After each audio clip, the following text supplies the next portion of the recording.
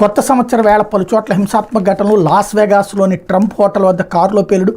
హొనోలులులో బాణాసంచ పేలి 3 మృతి. న్యూయార్క్ క్లబ్లో కాల్పులు. న్యూ ఆర్లిన్స్కి 15కి చేరిన మృతుల సంఖ్య. కొత్త సంవత్సర సంబరాల వేళ అమెరికాలో పలుచోట్ల చోటు చేసుకున్న హింసాత్మక ఘటనలు తీవ్ర భయాందోళన సృష్టించే. న్యూ ఆర్లిన్స్లో అమెరికా సైన్యం మాజీ ఉద్యోగి వాహనంతో దాడి చేసి 15 మందిని చంపిన ఘటన. మరొక ముందే మరో 2 చోట్ల పేలుళ్ళు, ఒక చోట కాల్పులు జరిగాయి. లాస్ వేగాస్లో ఏకంగా ట్రంప్ హోటల్ వద్దే కారులో పేలుడు సంభవించింది. హొనోలులో అక్రమంగా నిల్వించిన బాణాసంచ పేలిపోయింది. న్యూయార్క్లో కాల్పులు జరిగాయి. న్యూ ఆర్లిన్స్ వాహనంలో దాడి. లాస్ వేగాస్లో కారు పేలుడికి సంబంధం ఉంది అనే కోణంలో FBI అధికారులు దర్యాప్తు జరుపుతున్నారు. న్యూ ఆర్లిన్స్లో దాడికి పాల్పడింది మాజీ సైనికుడు కాగా లాస్ వేగాస్లో కారు పేలుడికి కారణమైన వ్యక్తి ప్రస్తుతం సైన్యంలో పనిచేస్తున్నాడు. ఇద్దరు టూరో అనే యాప్ నుంచే వాహనాలను అద్దెకు తీసుకున్నారు. లాస్ వేగాస్లో డొనాల్డ్ ట్రంప్కి చెందిన హోటల్ వద్ద ఉదయం టెస్లాకి చెందిన సైబర్ ట్రక్ పేలిపోయింది. అందులో బాణాసంచ, మోటార్లు, క్యాంప్ ఫ్యూయల్ కానిస్టర్స్ లభించిన. పేలిపోయిన వాహనంలోని నిందితుడికి సంబంధించినటువంటి మృతదేహం లభించింది. పేలుడు కారణంగా సమీపంలో 7 గాయపడ్డారు. ఈ ఘటనపై ఉగ్రకోణంలో అధికారులు దర్యాప్తు చేస్తున్నారు. ఈ ఘటనలో నిందితుడిని సైనికుడిగా పనిచేస్తున్న కొలరాడో స్ప్రింగ్స్కి చెందినటువంటి మాథ్యూ లివెల్స్ బెర్గర్గా గుర్తించారు. 37 ఏళ్ల మాథ్యూ అమెరికా ప్రత్యేక దళమైన గ్రీన్ బెరీలో పనిచేస్తున్నాడు. ఈ దళంలోని కమ్యూనికేషన్ ఇంటెలిజెన్స్ నిపుణుడిగా వ్యవహరిస్తున్నాడు. అన్మ్యాన్డ్ ఎయిర్క్రాఫ్ట్ విభాగంలో అతనికి అనుభవం ఉంది.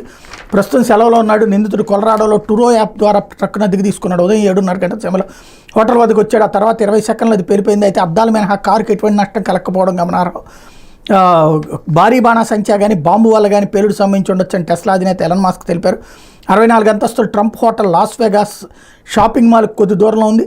హొనోలులో అక్రమంగా బాణాసంచా నిల్వ చేసిన ప్రాంతంలో బుధవారం పేలుడు చోటు చేసుకుంది. ఈ ఘటనలో 3 మరణించారు. 20 మందికి పైగా గాయపడ్డారు. వాళ్లలో పలువురు పరిస్థితి ఆందోళనకరంగా ఉంది. పేలుడు జరిగిన ప్రాంతంలో పరిస్థితి భీతావహంగా ఉంది. మరణించిన 3 మహిళలే. 3 అంతస్తుల భవనంలో పేలుడు సంభవించింది. శిథిలాలు వీధి నిండా పడ్డాయి. సమీపంలోని ఇళ్లద్దాలు ధ్వంసమయ్యాయి. హొనోలులోని ఓహు ప్రాంతంలో జరిగిన మరో బాణాసంచా పేలుడుతో 1 మరణించగా 4 తీవ్రంగా గాయపడ్డారు. న్యూయార్క్లోని క్వీన్స్ ప్రాంతంలోని నైట్ క్లబ్లో బుధవారం రాత్రి దుండగుల బృందం జరిపిన కాల్పులో 10 మంది గాయపడ్డారు. నిందితులు 30 రౌండ్లు కాల్పులు జరిపారు. అమెజోరా నైట్ క్లబ్లో కాల్పులు జరిగినట్టు రాత్రి 11-18 గంటల సమయంలో పోలీసులకు ఫోన్ వచ్చింది. 3-4 వచ్చి క్లబ్లోకి వెళ్లేందుకు నిలబడ్డ వాళ్లపై కాల్పులు జరిపారు. 6 యువతులకు 4 యువకులకు బుల్లెట్ గాయాలయ్యాయి. న్యూ ఆర్లిన్స్ పికప్ వాహనంలో దుండగుడు దూసుకొచ్చిన ఘటనలో మృతుల సంఖ్య 15కి చేరుకుంది.